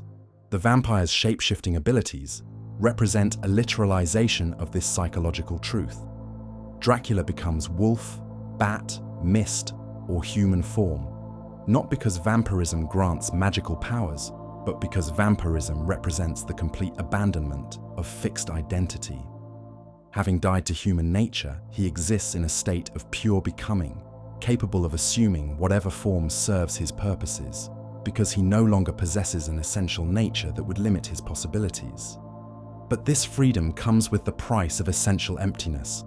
The vampire can become anything because he is fundamentally nothing, having traded authentic identity for infinite malleability. His transformations are not expressions of rich inner life, but symptoms of the void where personality once existed. The changeling tradition reflects similar anxieties about the relationship between appearance and reality, familiarity and authenticity. The parent who suspects that their child has been replaced by a supernatural duplicate faces the horror of discovering that love itself might be based on recognition of qualities that can be mimicked, that the bonds that feel most fundamental might depend on signals that supernatural deception can reproduce. But the changeling story also reveals the possibility that authentic identity might be more fluid than parental love can accommodate. The child who seems different, who develops in unexpected directions, who exhibits behaviors that challenge family expectations. Such children threaten not through supernatural replacement, but through natural change that parents experience as loss of the child they thought they knew. The doppelganger, the vampire, the changeling, the shape-shifting demon, all represent variations on the same fundamental fear. that identity itself is not reliable, that the boundaries between self and other, authentic and performed, real and imagined, are maintained through psychological effort rather than guaranteed by nature. This recognition brings with it a terrible freedom. If identity is constructed rather than given, it can be deconstructed and reconstructed. If consciousness can fragment, it can also recombine in new configurations. If the self can split into doubles, it can also integrate multiplicities into new forms of wholeness. But freedom to become anything includes the freedom to become nothing, and the power to transform includes the risk of dissolution.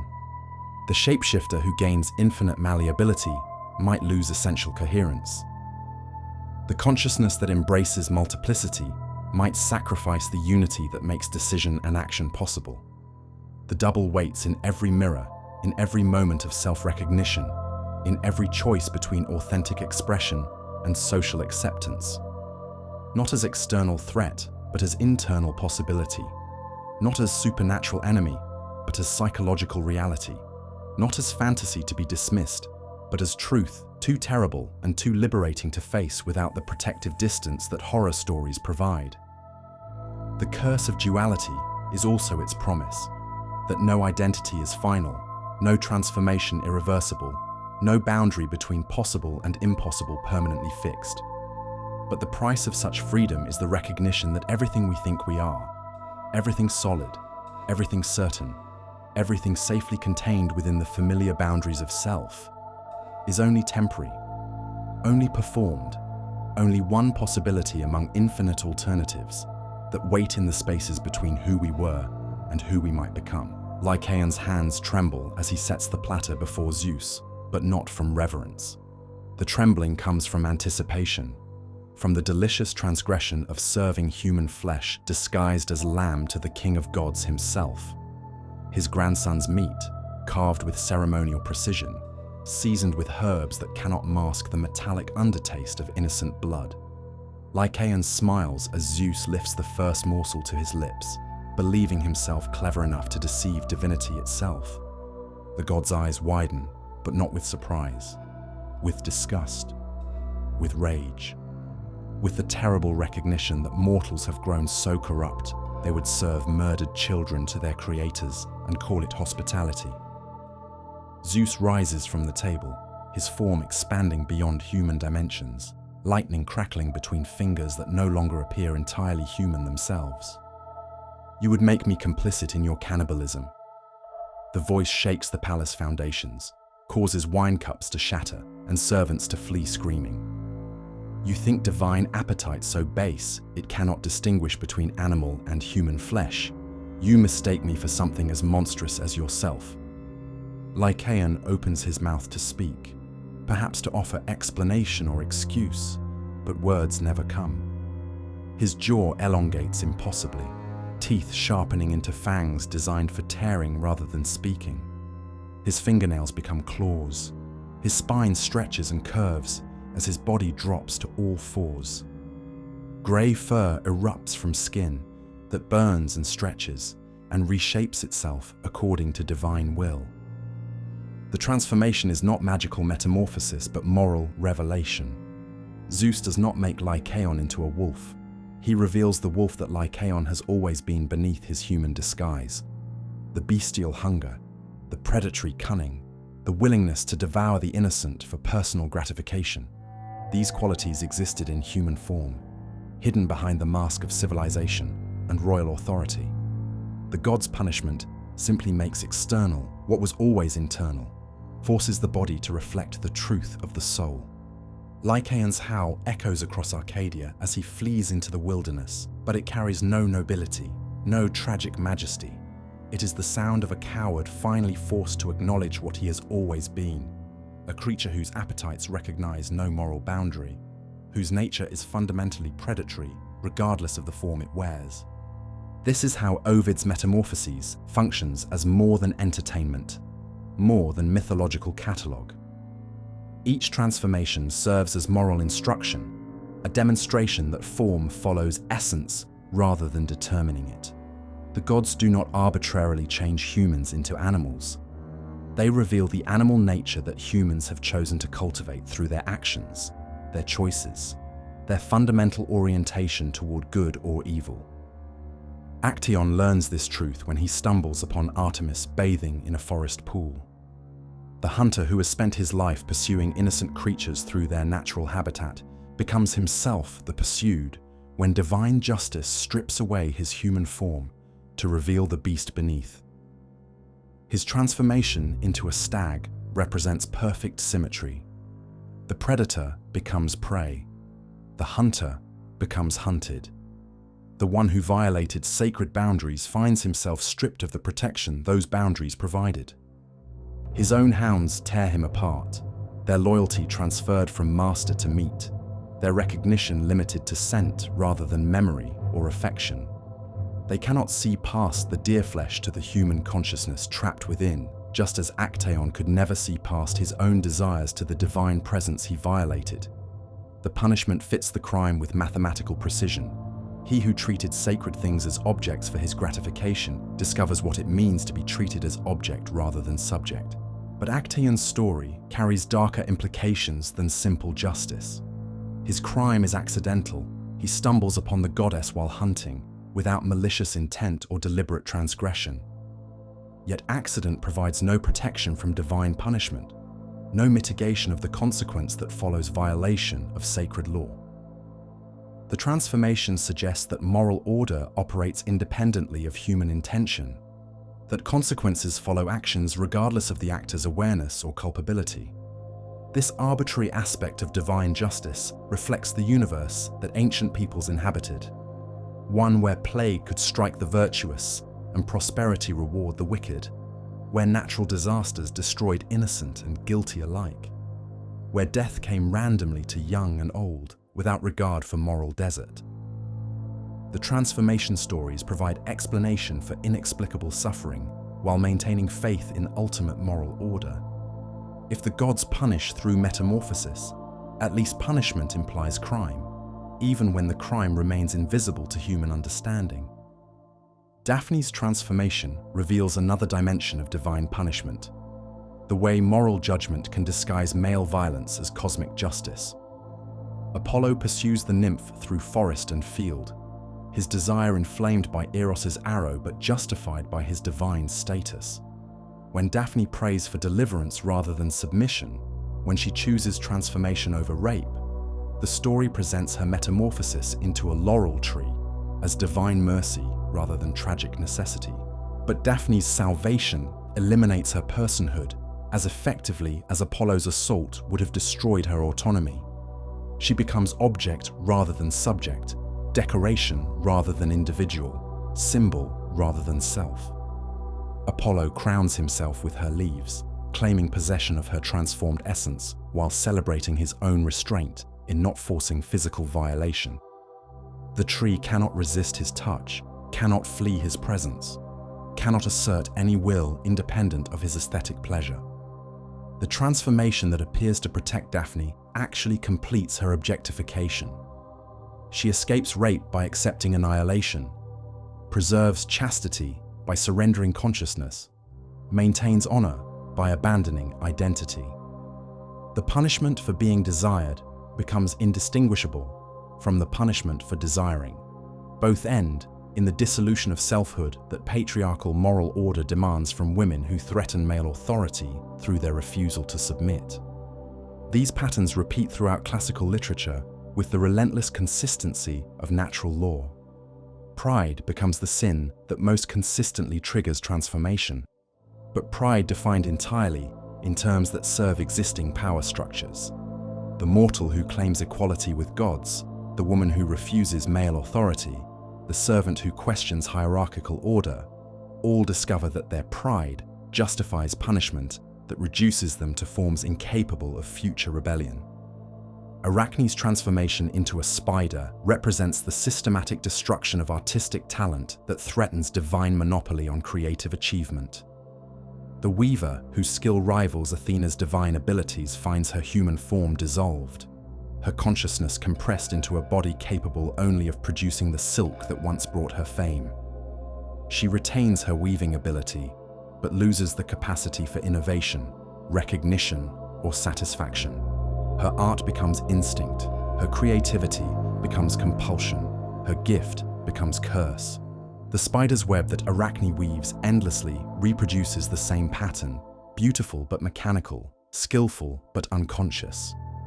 She has been transformed from artist into art-producing machine, her human agency eliminated while her productive capacity remains intact. The punishment suggests that creative talent belongs properly to divine realm, that mortals who develop gifts beyond their assigned station deserve reduction to forms that cannot challenge celestial authority. Hindu and Buddhist traditions approach transformation as moral consequence through different theological frameworks but similar practical results. The doctrine of karma makes metamorphosis between lifetimes the mechanism through which moral debt is paid and spiritual progress achieved. The soul that accumulates negative karma through violence, greed, or spiritual ignorance finds itself reborn in animal form, forced to experience existence from perspectives that teach the lessons human incarnation failed to provide. But karmic transformation operates according to more complex moral mathematics than classical punishment stories. The soul that becomes animal through karmic debt can also progress through animal forms toward eventual human rebirth, making metamorphosis temporary rather than eternal. The tiger who lives according to tiger nature without excess cruelty moves closer to enlightenment than the human who lives in denial of fundamental interconnection. This cyclical understanding of transformation changes its moral significance. The animal form becomes schoolroom rather than prison, temporary assignment rather than permanent damnation.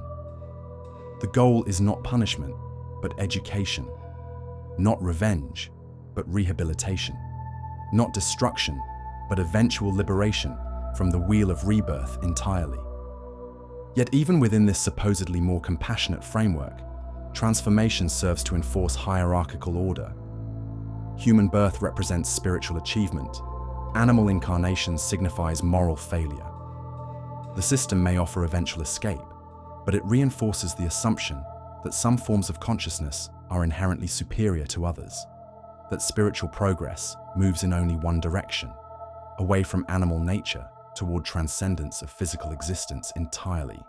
The Wendigo tradition of Algonquian peoples provides a different model of transformation as moral consequence, one that emerges from specific cultural circumstances rather than universal theological principles. The human who resorts to cannibalism during harsh winters, who chooses survival over social taboo, finds their body and consciousness reshaped by the transgression itself. They become something that is no longer human, but not entirely animal, a creature whose hunger can never be satisfied, whose isolation from community becomes permanent and absolute. The Wendigo represents transformation that serves community protection rather than divine authority.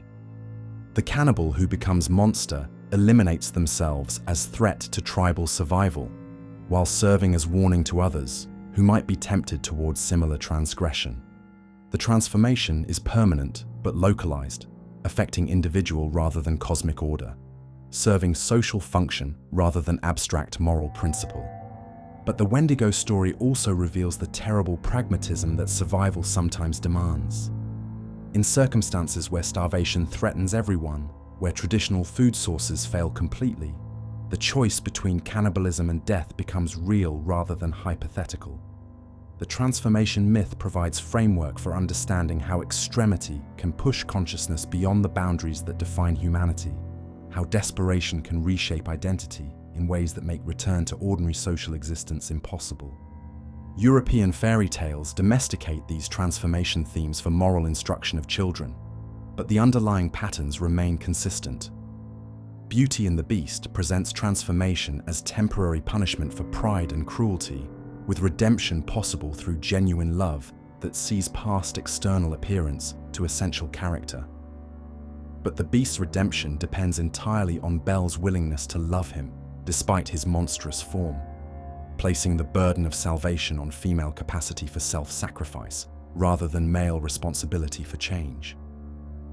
The tale suggests that true love can overcome any obstacle, including supernatural transformation, but it also reinforces the expectation that women should accept male violence and ugliness as challenges to overcome rather than reasons for rejection. Belle's virtue is measured by her ability to find beauty in the beast, while the beast's transformation back to human form rewards him for the minimal achievement of not actually murdering the woman he holds captive. Bluebeard represents transformation as revelation rather than punishment. The husband whose successive wives disappear reveals his true nature, not through physical metamorphosis, but through the discovery of the secret chamber where he stores their corpses. His human appearance masks predatory essence. His wealth and status disguise fundamental monstrosity. The transformation is epistemological rather than physical. The moment when appearance no longer conceals reality, when the beast beneath civilized facade becomes visible.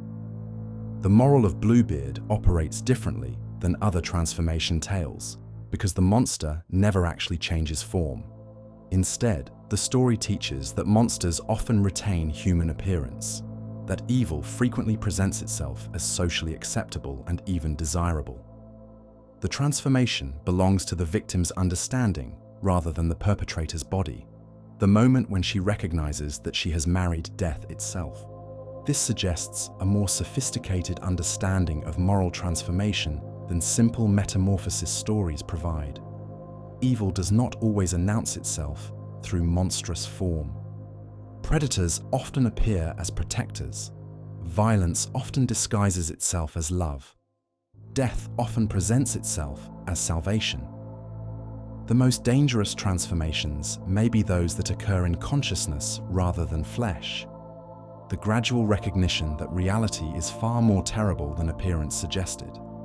Modern psychology recognizes transformation as punishment in therapeutic contexts, where trauma survivors describe feeling permanently changed by their experiences, reduced to forms of consciousness that cannot return to pre-trauma innocence. The combat veteran who cannot integrate civilian identity. The abuse survivor who cannot trust human connection. The witness to atrocity who cannot unsee what they have witnessed. All experience irreversible metamorphosis that serves no obvious moral purpose, yet follows patterns familiar from ancient stories. These psychological transformations operate according to different logic than divine punishment tales, but they produce similar results: permanent alteration of consciousness that makes return to previous identity impossible. The difference lies in moral framework. Modern psychology tends to view such changes as damage requiring healing rather than justice requiring acceptance. But the ancient stories preserve wisdom that modern therapeutic approaches sometimes miss, that some transformations serve purposes beyond individual comfort, that some changes in consciousness reflect encounter with realities too large and terrible for ordinary human identity to accommodate. The person who witnesses ultimate evil, who confronts absolute beauty, who experiences genuine transcendence, may be permanently transformed, not as punishment, but as inevitable consequence of contact with forces that exceed normal human capacity. The beast within each person waits not as punishment for future crime, but as potentiality activated by circumstances beyond moral control. War transforms civilians into killers. Famine transforms neighbors into competitors for survival. Love transforms rational individuals into creatures whose behavior becomes unrecognizable to their former selves. These metamorphoses follow their own logic, serving functions that transcend simple moral judgment. Yet the punishment tradition preserves important insight: that transformation always involves moral choice, that becoming beast or remaining human depends on decisions made in moments of extremity, that external form eventually reflects internal orientation, regardless of circumstances that trigger the change. The gods who punish through metamorphosis may be projections of human conscience rather than external authorities, but they preserve recognition that actions have consequences that extend beyond immediate practical results. The person who chooses cruelty becomes cruel. The individual who embraces predation becomes predator. The consciousness that abandons moral constraint discovers that constraint was the only thing preventing complete dissolution into forces that recognize no boundary between self and appetite. Lycaon serves human flesh and becomes wolf. Not because Zeus wills punishment, but because serving human flesh dissolves the boundary between civilization and savagery within his own consciousness. The transformation makes visible what was always true, that he had already become beast in all the ways that matter, that physical form was simply catching up to spiritual reality. The punishment stories end with howling in the wilderness, with consciousness trapped in forms that cannot return to human community, with isolation that mirrors the moral isolation that transformation merely makes visible. But they also preserve the possibility of recognition, the chance that witnessing such consequences might influence future choice, the hope that moral instruction can prevent the transformations it describes. The beast waits within, not as inevitable fate, but as possible destination, reachable through choices that seem minor until their cumulative effect becomes irreversible. Every act of cruelty feeds it.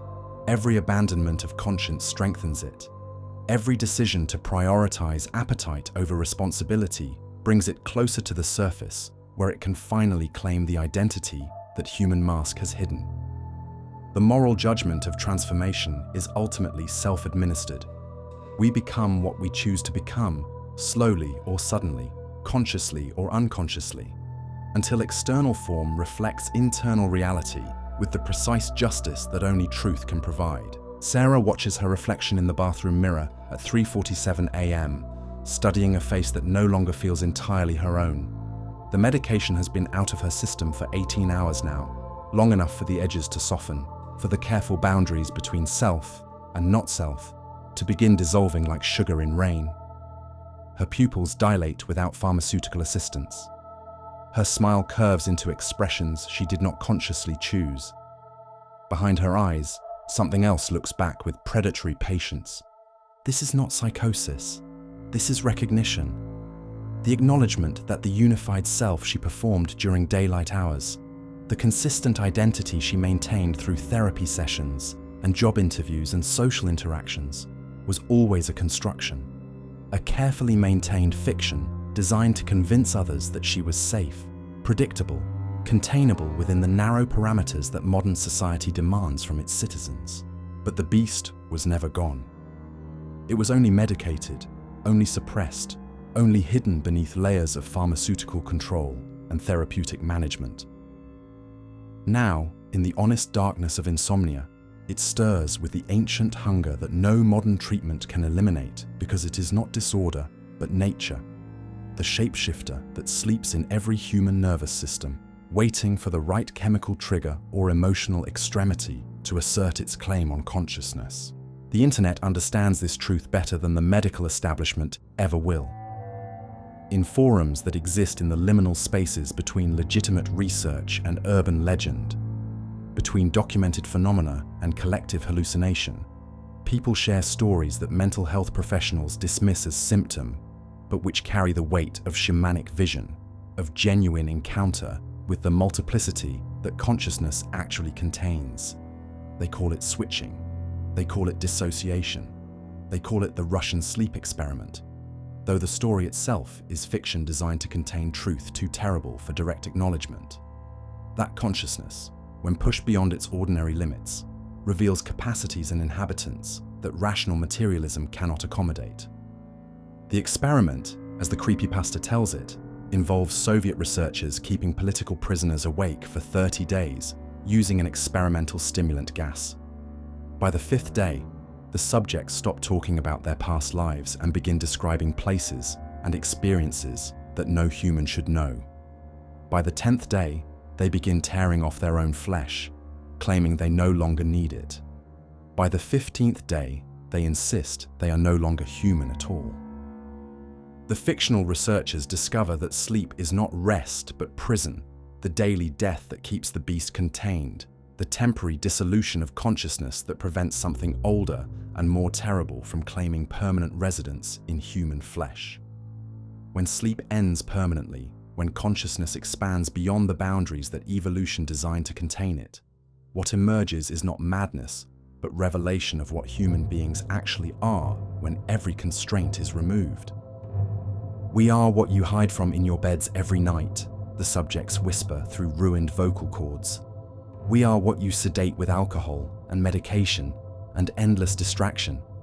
We are what you are when you stop pretending to be what you think you should be." The story spreads because it names something real, the recognition that ordinary consciousness exists in constant tension with forces it cannot acknowledge without dissolving entirely.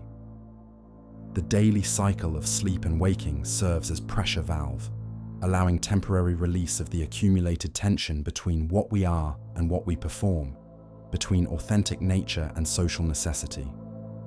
But modern life provides fewer outlets for this tension than ancient peoples enjoyed. The berserker could transform in battle, the shaman could shapeshift in ritual, the witch could embrace her animal nature in forest gatherings away from the judgment of Christian civilization. Contemporary humans have therapy and medication, legal and illegal drugs, entertainment media that provides vicarious experience of transformation while maintaining safe distance from its reality. Yet the pressure builds. In mall food courts where teenagers gather around phones, sharing videos of people whose behavior suggests consciousness has slipped its careful moorings. In emergency rooms where medical personnel treat patients whose injuries suggest encounters with forces that should not exist. In police reports that describe crime scenes too bizarre for rational explanation, too consistent across geographic and cultural boundaries to dismiss as isolated aberration. The skinwalker returns in these reports. Though urban legend transforms Navajo sacred knowledge into generic monster story, stripping away cultural context while preserving the essential fear that some humans possess the ability to wear the shapes of animals, that the boundary between human and beast is far more porous than civilization pretends, that predators walk among us wearing familiar faces until the moment they choose to reveal their true nature. The stories spread through social media with viral persistence, adapted to contemporary anxieties while preserving ancient patterns. The shapeshifter becomes the serial killer whose victims describe impossible transformations before their deaths. The missing persons case, where witnesses report seeing the disappeared individual in animal form. The security footage that captures figures changing shape between camera angles, human in one frame and something else entirely in the next. These modern manifestations serve the same psychological function as their folkloric predecessors. They provide framework for understanding experiences that rational materialism cannot accommodate, vocabulary for describing encounters with aspects of reality that scientific paradigm has no mechanisms to process. But they also reflect genuine phenomena that academic psychology struggles to explain. Dissociative identity disorder, once dismissed as therapist-induced fantasy, gains clinical recognition as researchers document cases where different personalities exhibit distinct physiological characteristics, different allergies, different visual acuity, different dominant hands. The brain scans reveal patterns that suggest consciousness is far more multiple, far more fluid than the unified self-model assumes. Combat veterans describe experiences that sound like lycanthropy translated into modern terminology. The moment when training takes over and conscious decision-making ceases, when muscle memory and conditioned response combine to create a state of consciousness that performs necessary actions while the ordinary self retreats to some protected interior space. They return from deployment knowing they have done things, effective things, survival things, but without clear memory of choosing to do them. The wolf warrior tradition continues in modern military training, though it hides behind psychological rather than mythological language. Soldiers learn to compartmentalize conscience, to access states of consciousness where killing becomes as natural as breathing, where empathy becomes liability rather than virtue. The transformation is temporary, reversible, officially sanctioned, but it demonstrates that the capacity for controlled shapeshifting remains intact in human neurology. Trauma therapists working with severe abuse survivors encounter similar phenomena. Clients who describe watching their violations from outside their bodies, who develop alternate personalities to contain experiences too extreme for unified consciousness to process, who speak of the thing inside them that could survive what their ordinary self could not endure. The clinical vocabulary, dissociation, compartmentalization, depersonalization, provides safe distance from the shamanic truth these experiences represent.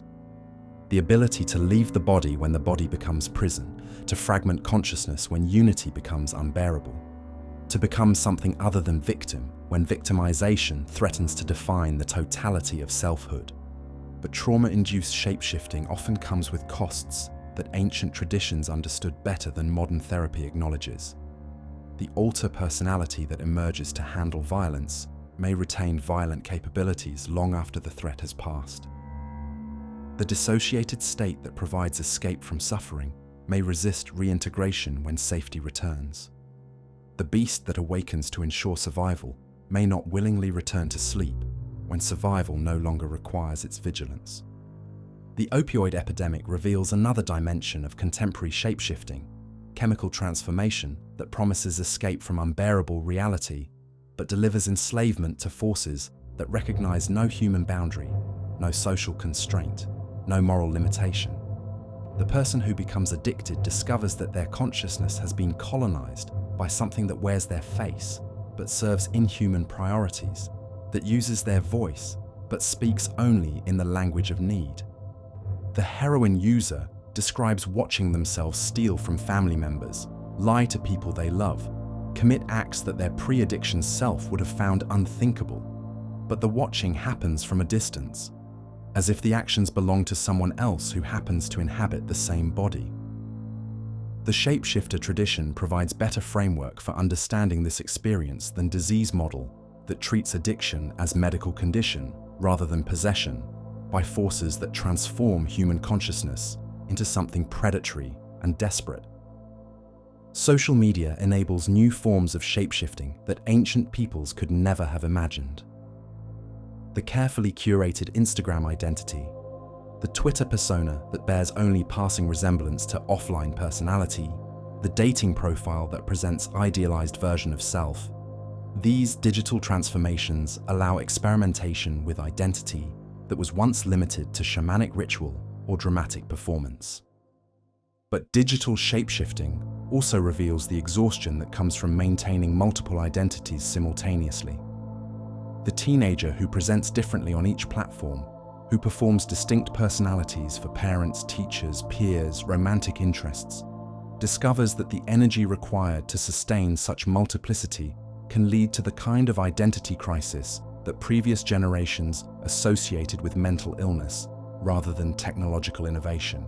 The influence economy rewards those who can most convincingly perform authenticity while maintaining the strategic flexibility that success requires. YouTubers and TikTok creators become professional shapeshifters, transforming their personalities to match algorithmic demands, audience expectations, advertiser requirements. They develop parasocial relationships with millions of viewers who believe they know the real person behind the performance, not recognizing that the performance may have consumed whatever reality once existed. Climate change brings its own shape-shifting anxieties. As familiar ecosystems transform beyond recognition, as weather patterns destabilize, as species extinction rates accelerate, the human mind struggles to process change happening too quickly for evolutionary adaptation. The result is a kind of environmental dissociation, psychological numbing that allows continued function, while the planet undergoes transformations that rational analysis suggests should trigger radical behavioral change. Cryptid sightings increase during periods of ecological stress, as if the collective unconscious projects shape-shifting fears onto a natural world whose transformations mirror internal psychological processes. Bigfoot, Chupacabra, Mothman. These creatures embody anxieties about what emerges when familiar categories break down, when the boundaries between known and unknown, natural and supernatural, safe and threatening, become permeable. The SCP Foundation represents internet culture's attempt to systematize contemporary shape-shifting horror through collaborative fiction that mimics scientific documentation. SCP-3008, the infinite furniture store where customers become trapped and gradually transform into something that can survive indefinitely in fluorescent-lit commercial space. SCP-173, the sculpture that moves only when unobserved and kills through neck snapping that suggests predatory intelligence operating according to rules that human consciousness cannot comprehend. These fictional entities succeed as horror because they feel real, because they capture the modern experience of living in a world where familiar categories no longer provide reliable guidance, where the ordinary can become threatening without warning, where the infrastructure designed to support human life might itself be harboring forces that view humanity as food rather than customer. Body horror cinema, from Cronenberg to contemporary Jordan Peele films, explores shape-shifting as metaphor for social and psychological transformation that modernity demands, but provides no cultural framework for processing. The person who changes jobs, relationships, locations repeatedly throughout their lifetime experiences a kind of controlled shape-shifting, serial identity reconstruction that previous generations would have recognized as shamanic journey, but which contemporary culture treats as normal career development. But the psychological cost accumulates. Each transformation leaves residue, fragments of abandoned identities that continue to influence behavior in ways that rational planning cannot predict or control. The business executive who once identified as artist, the suburban parent who once lived as activist, the medical professional who once dreamed of adventure, these abandoned selves do not disappear but retreat to interior spaces where they wait for opportunities to reassert their claims on consciousness. Surgical transformation represents the literalization of shape-shifting desire that advanced medical technology makes possible. Gender transition, cosmetic surgery, elective amputation, procedures that would have been impossible throughout most of human history, now allow individuals to reshape their physical form to match internal identity in ways that ancient shamans achieved only through ritual and altered consciousness. But physical transformation often reveals the inadequacy of external change to address internal multiplicity. The person who transforms their body may discover that the self they sought to embody was itself only one possibility among many, that consciousness contains multiple identities that cannot be satisfied through any single physical form. The shapeshifter never disappeared from human experience. It simply adapted to contemporary conditions, found new expressions that rational materialism could tolerate or dismiss. But the underlying pattern remains consistent across cultural and technological change. Human consciousness contains capacities that exceed the boundaries of individual identity, that can be triggered by trauma, by chemicals, by spiritual practice, by extreme circumstances that force awareness beyond its ordinary limitations. Mental health treatment increasingly recognizes this multiplicity as resource rather than pathology. Trauma-informed therapy helps clients develop relationships with different aspects of themselves, learning to negotiate between the part that survived violation and the part that wants to trust again, between the professional self and the creative self, between the rational mind and the body that holds emotional memory. But recognition comes slowly, filtered through frameworks that maintain the illusion of therapeutic control over processes that shamanic traditions understood as fundamentally uncontrollable. The shapeshifter awakens when it chooses to awaken, transforms when transformation serves its purposes, integrates or fragments according to logic that conscious will cannot dictate or direct. The ancient stories endure because they name what remains true. Every human being carries within their consciousness the capacity for transformation so complete that who they were ceases to exist and who they become is unrecognizable. The triggers vary: love, trauma, war, spiritual awakening, chemical intervention, extreme circumstances that push awareness beyond familiar boundaries, but the potential remains constant as genetic inheritance, as inevitable as birth and death. Sarah's reflection changes again as dawn approaches. The face in the bathroom mirror cycling through expressions that belong to different ages, different identities, different possibilities that all claim equal authenticity. The medication sits in its bottle on the counter, offering the promise of unified identity, of predictable selfhood, of transformation managed and contained within therapeutic parameters. But she knows now what the ancient stories always taught. The beast was never outside, never other, never something that could be eliminated through treatment or transcended through spiritual practice. It was always the deepest truth about what human consciousness actually is, when every mask is removed, every performance abandoned, every careful boundary dissolved. The shapeshifter is not the exception to human nature. It is human nature itself, temporarily constrained by social necessity and pharmaceutical intervention, by the daily practice of pretending to be singular when consciousness knows itself to be multiple, to be fluid, to be capable of becoming anything that circumstances require. The mirror shows not distortion, but truth. The face that changes without conscious volition. The eyes that hold depths no individual identity could contain. The smile that belongs to something ancient and patient, and utterly without illusion about what it means to be human, in a world that demands we choose a single form and maintain it regardless of cost. The beast within stirs not as intruder, but as inhabitant, not as invader, but as the true resident of consciousness, finally asserting its right to exist openly, without apology, without pretense that it could ever be anything other than what it is. The shapeshifter that has always been waiting behind every human face, in every human choice, in every moment when the comfortable fiction of fixed identity reveals itself to be exactly that. Comfortable, necessary, and utterly, eternally false. The bottle of medication remains unopened. The mirror reflects truth. The transformation continues, as it always has, as it always will, until the final moment when all pretense ends and consciousness reveals itself to have always been exactly what the oldest stories knew it was. Wild, multiple, fluid as water, changeable as weather, and absolutely, irreducibly, magnificently free.